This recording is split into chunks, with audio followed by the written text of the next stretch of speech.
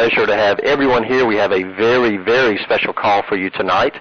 It's on one of the ingredients in the world that is absolutely changing people's lives. It's called Fucoidan. That's spelled Fucoidan, Fucoidan.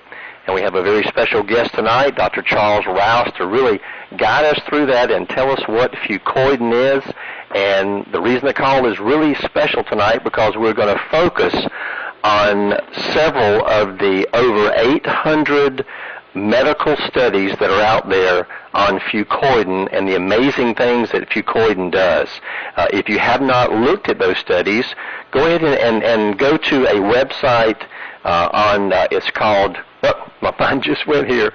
Dr. Rouse, I'm going to bring you on and get that. It's called pubmed.org, pubned.org. And go to that website and enter Fucoidan, Fucoidan, and you will be amazed at the studies that you get on there. It'll be some great reading. Usually on those studies, they're real complicated, but if you read the first couple sentences and the last couple sentences, they really talk about what the study is about. And then tonight, Dr. Rouse is about to do that with us, and if you have not heard Dr. Rouse, what a great speaker he is. Dr. Rouse is a doctor of natural medicine, also a registered pharmacist, and an ordained minister. And we are so happy and fortunate to have Dr. Rouse as head of our medical advisory board here at Xperia. So without further ado, I'd like to bring Dr. Rouse on and tell us about these medical studies on Fucoidan. Dr. Rouse, are you with us? Hey, Dr. Rouse is in the house, and Jack, we appreciate the opportunity tonight. Well, let's give everybody a quick quiz on what's up. And by the way, when on the first slide there, it almost looks like a birthday confetti. It's actually a organic chemistry design of this is what the Fucoidan molecule looks like. It is an amazing amount of energy. It is a wound up, ready to go, unique. On the Fucoidan side, whenever they get the plant from the seabed, most people have used just any portion ground up for fertilizer. They have fed parts of seaweed to animals for years. But Fucoidan that we use in research that we're going to talk about tonight is different. They open up the stem, and the stem portion is not utilized. They open up the leaf, and the leaf is not utilized. It's all inside. We're talking about the alginate compounds. We're talking about the polysaccharides, the sulfated sulfur part of the chemistry that we're looking into.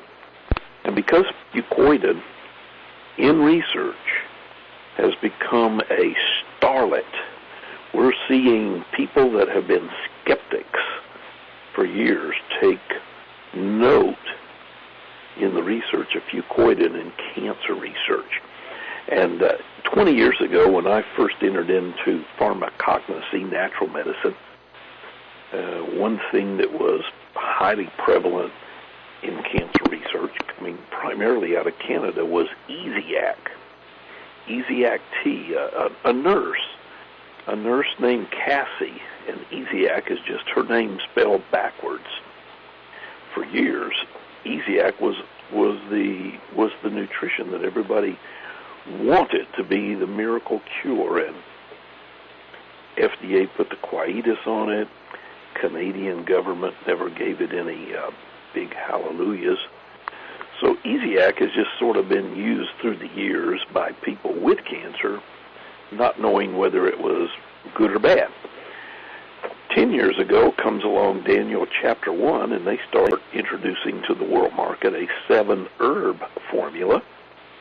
And people have tried 7-herb formula for a lot of different cancer reasons, but unfortunately FDA put the quietus on that. But now we have glycobiology at a new world scientific step. We have new instrumentations. We have new ways of measuring the blood chemistry, the natural killer cells, the lymphocytes, the B cells, T cells, all the things that come to us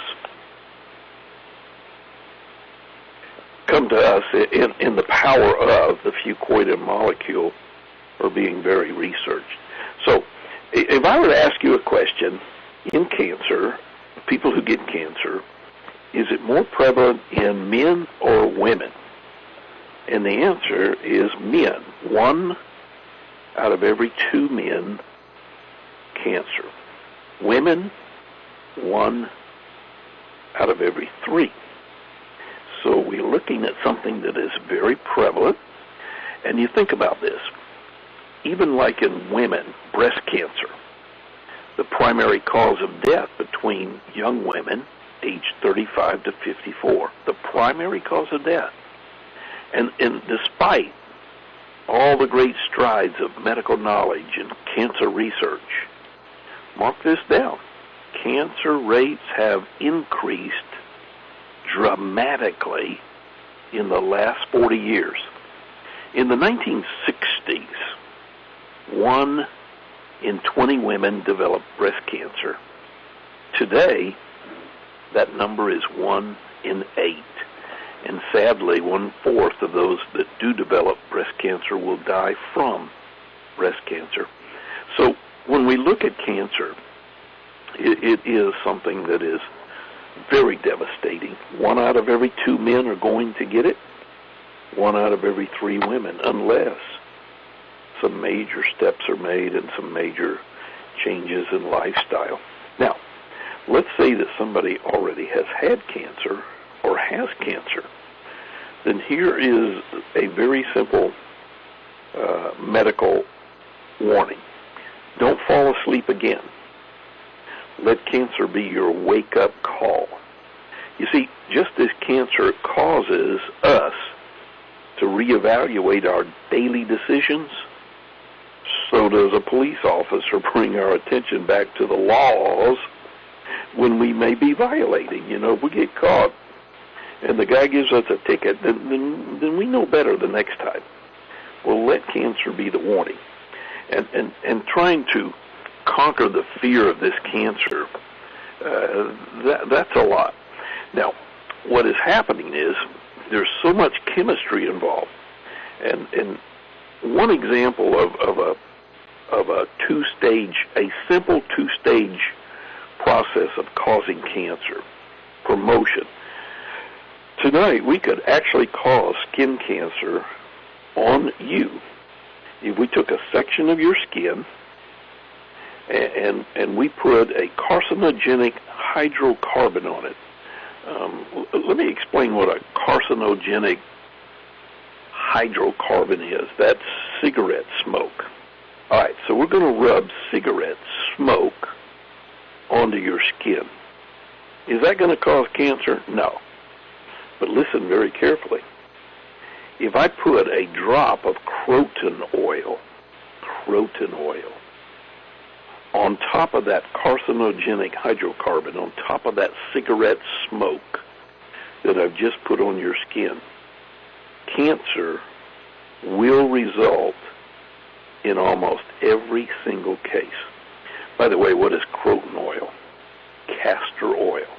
Something as simple as a chemistry of castor oil will always cause skin cancer on a patient when they're in the presence of tobacco smoke. Now, there are a lot of carcinogenic things out there besides tobacco smoke. PCBs, polyvinyl chlorides. I mean, what is a polyvinyl chloride? That's a garden hose. That's a raincoat. That's the electrical insulation around your wires in your house.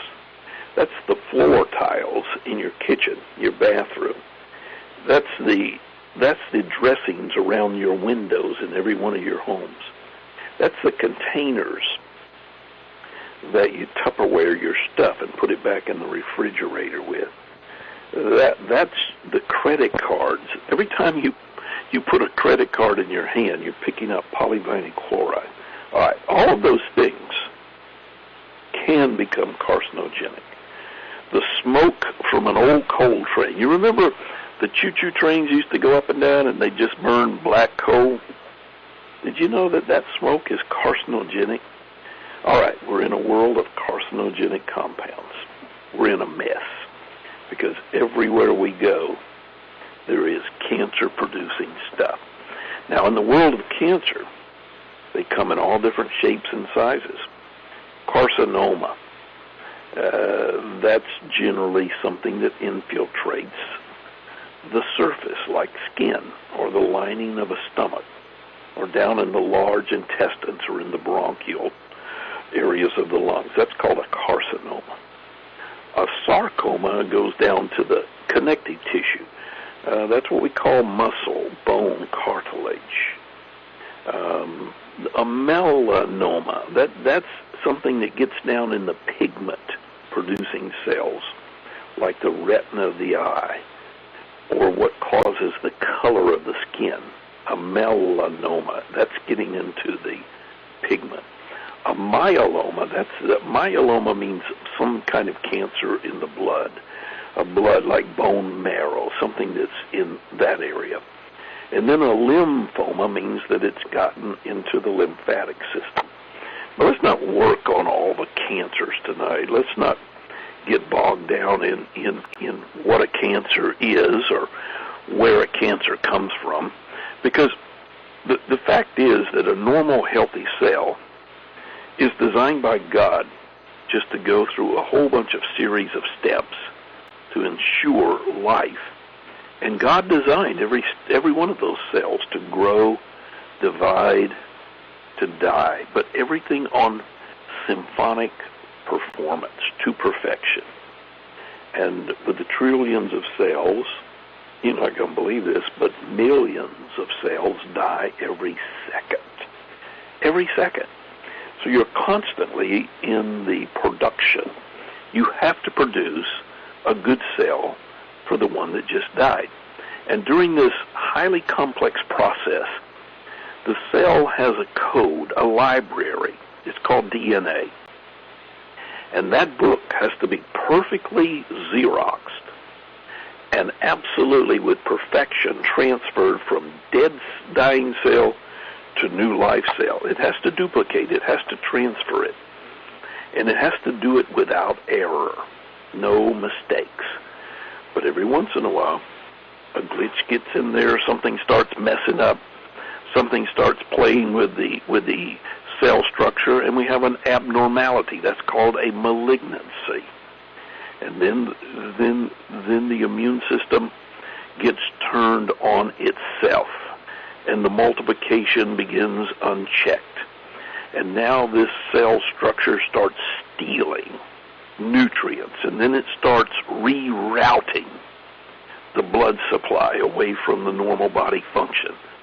All those things are part of it. Now, the cell is designed by God, pre-programmed to die on schedule. That is called apoptosis. So everything revolves around the apoptotic side of life. And what we're doing is we're trying to figure out what makes a cell become healthier. How are we going to keep our normal cells dying, living, dying, living? But at the same time, we want every cell that's tumorous, every cell that's trying to be malignant, every cell that's trying to be mean, we want to be toxic to it only. We want to be cytotoxic, cell death. We want to perform the apoptosis only on the cancer cell, but at the same time never touch the good cell. Now, in medicine for years, they've tried chemotherapy, radiation. Oh, they have tried everything under the sun, from burning it to chemicalizing it. But nobody can match God. God is the creator of every human cell. God is the creator of every plant material. And they're finding in Fucoidan, a very special plant, that in a mixed Fucoidan even, the one that has more than just one simple species, that it actually has the apoptosis capability.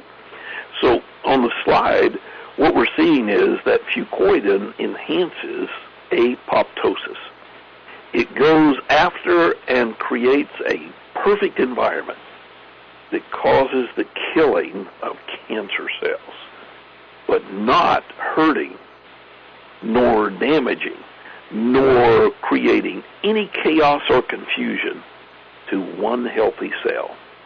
So only God can do that. And we're fortunate that God is giving us, the human being, the intellectual design, to harvest his creation from the seabed, to utilize it in the most structural, concentrated form, to make Fucoidan available for the human system. And now we're finding that cytotoxicity, killing cancer cells, tumors, is one thing that Fucoidan is absolutely perfect at. On that slide, Agaricus mycelium, that's a mushroom. Now, wouldn't you believe it? Only God can do that. So from the mushroom field to the seabed, God has created an orchestra of dynamic truth. On the next slide, Jack, we're showing, this is a control study.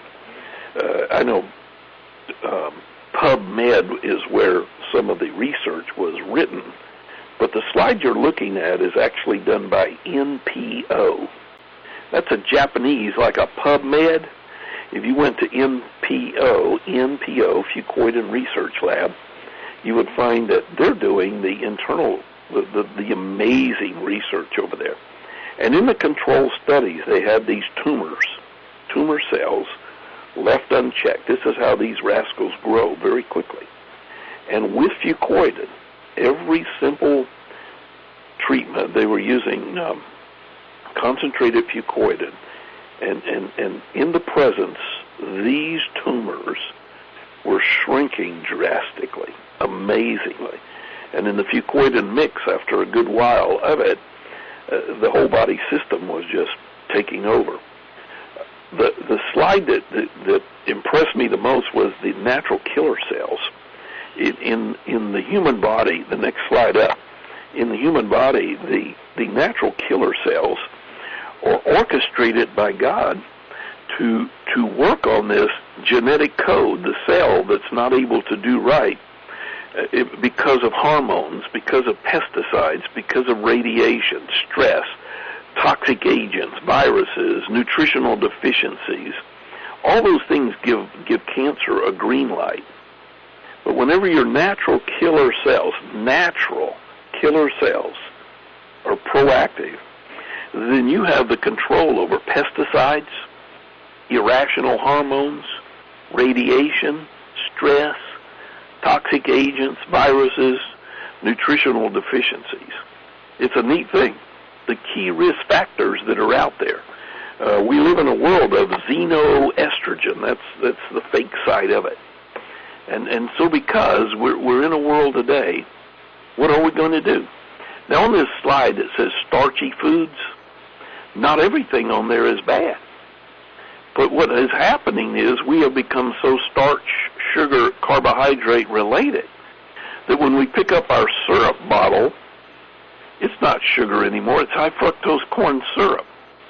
And over in our sugar bowl, we start looking at an influx that is just absolutely gone bonkers. For example, in the 1700s, back in George Washington's day, sugar was a commodity so unique that only the wealthy had it, and they locked it up in their cabinets. And on an average American in the 1700s, only 4 pounds of sugar per year were consumed. By the 1800s, sugar was beginning to move around a little bit, and 18 pounds of sugar per year was utilized by the average American. And by the 1900s, 90 pounds of sugar was being used. Last year, 2010, 50%, one half of the American population consume 1/2 pound of sugar every single day. That's 180 pounds of sugar. Refined sugar annihilates your natural killer cells. Your white blood cells are paralyzed. So when people are on a high sugary diet, from the cake to the candy to the syrup to the sugar, they're in for it. And when they start adding sugary cereals, whether you call it Cheerios or Total or all those things are maltose, dextrose, sugarized. And we're in a world today where the body has just been overwhelmed and absolutely inundated. So on the PubMed research, they come along and they start looking at Fucoidan. And yes, they found that it does cause amazingly miraculous killing of cancer cells, but not at the expense of a good cell. So we're looking at something that is producing anti-tumors, anti-angiogenic. When we say angiogenesis, that means that whatever it is, that living molecule has a blood system that's producing more blood vessels. And if you let a cancer start producing its own blood vessels to where it'll rob, kill, and steal from the human body at the expense of life from that human body, that's a bad thing.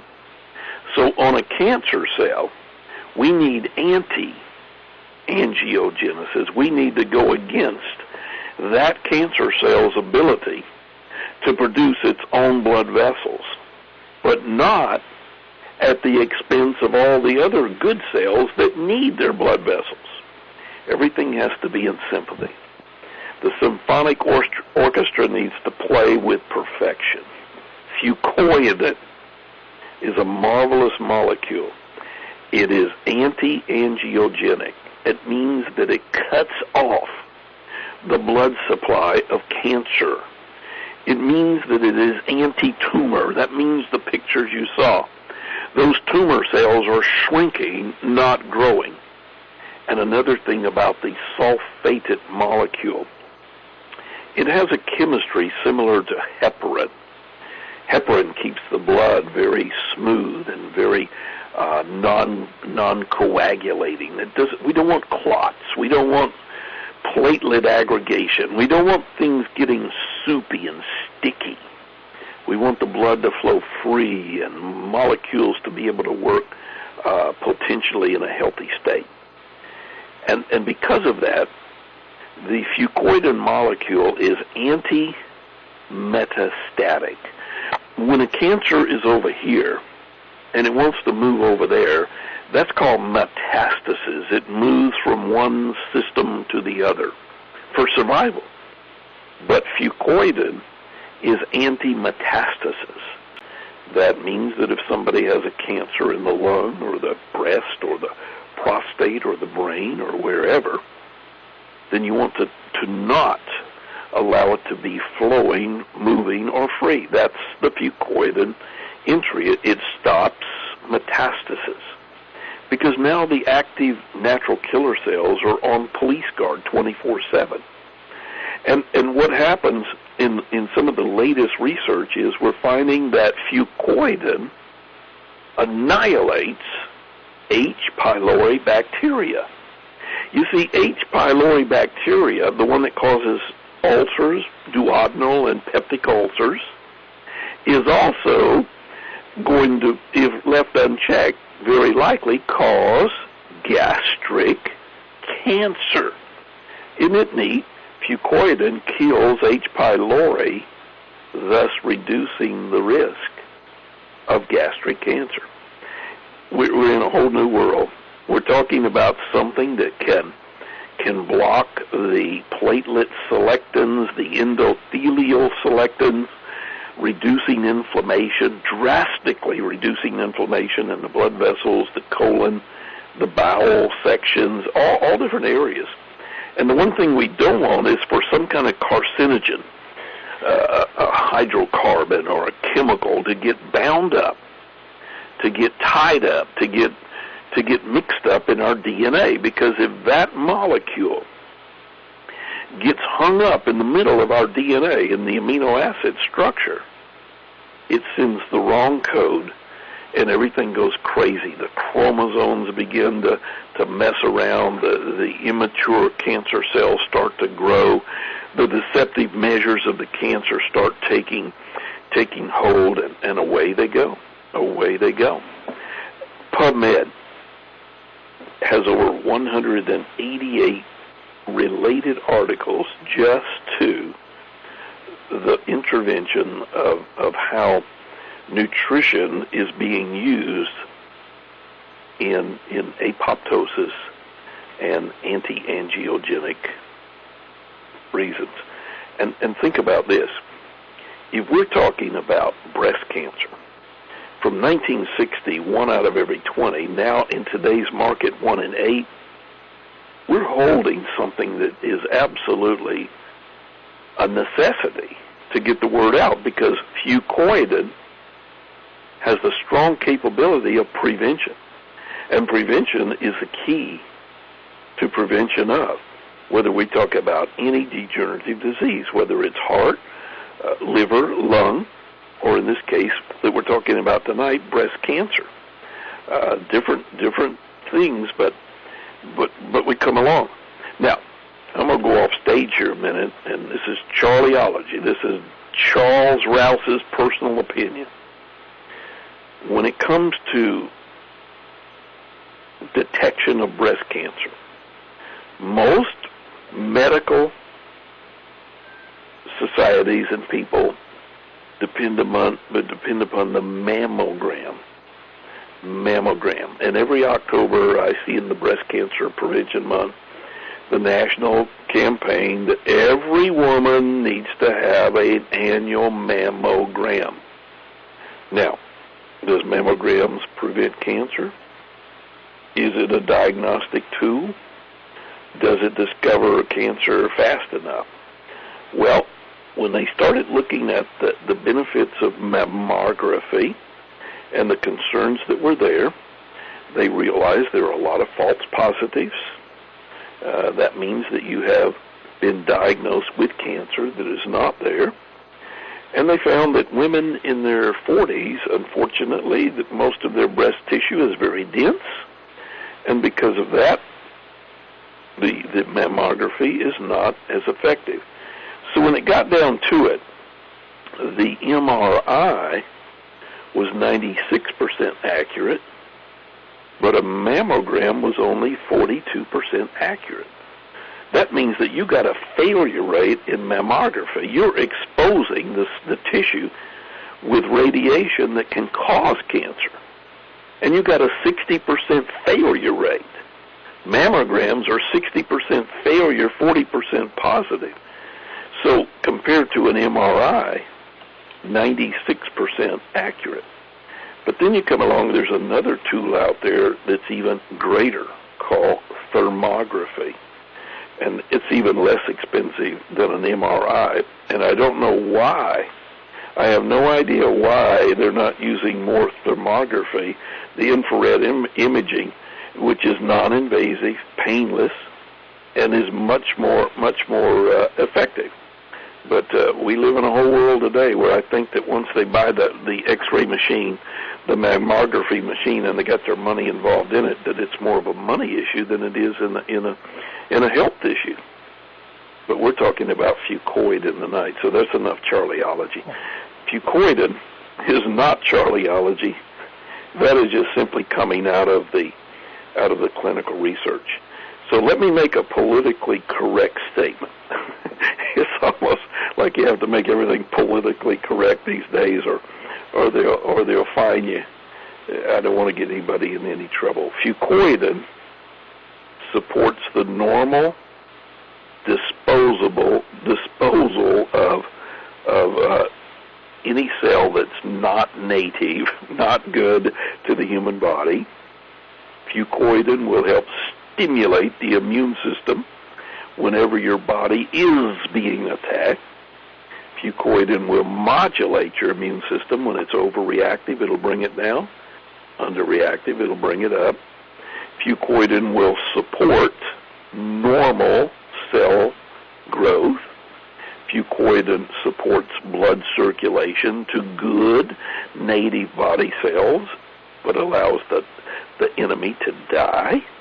Fucoidan will help regenerate good skin tissue faster, and it supports all other structures like joint mobility, etc., etc. So there's a lot out there, Jack, and these reports, though the anti-tumor effects, they're real, and the ability of just studying the power behind Fucoidan. Can you imagine if Fucoidan got in the same bucket with a vitamin D3 that's also got as much research behind it as being anti-cancer? Imagine what you would have. A little D3 and a little Fucoidan goes a long ways. Anyhow, I'm very proud to be taking Fucoidan myself every single day. I drink it every day. My wife drinks it every day, and I'm a big proponent of it because there are no negatives. It is non-toxic. It will do you no harm, but it certainly does enough good to say, come on, world, come on, American Cancer Society, come on, Canadian American Society, Cancer Society, look at, study, let's do a whole lot more human research, and let's just see and see and see, because we know what the results are going to be. Absolutely phenomenal. Well, Dr. Rouse, I know that you and I did a lot of studies on this. We really wanted to bring this forward, especially for the ladies on the call and the ladies everywhere that we surely love, especially about what you did concerning breast cancer. And I know that we probably need to let everybody know that everything we were reading and all the studies they were dealing, when they're dealing with this disease, they were using, I think, 1,000 milligrams per day of the Fucoidan, for this. But let's say, give us, for instance, I'm making sure, because I believe that, exactly what you said, to be preventive, and I'm making sure that Gloria, because I want to protect her life, I'm making sure she takes 500 to 600 milligrams of Fucoidan every single day. Could you give us an idea of what we definitely need to be taking to prevent various things? That's going to be in the 4 scoops per day, 2 scoops twice a day. Mm-hmm. And in some of that tumor reduction there would be like using up to 6 scoops per day. Right. So there's no harm in it. And each scoop has prevention. Right, and each scoop has 100 milligrams. So definitely 400, but 600 would be pretty strong. Is that correct?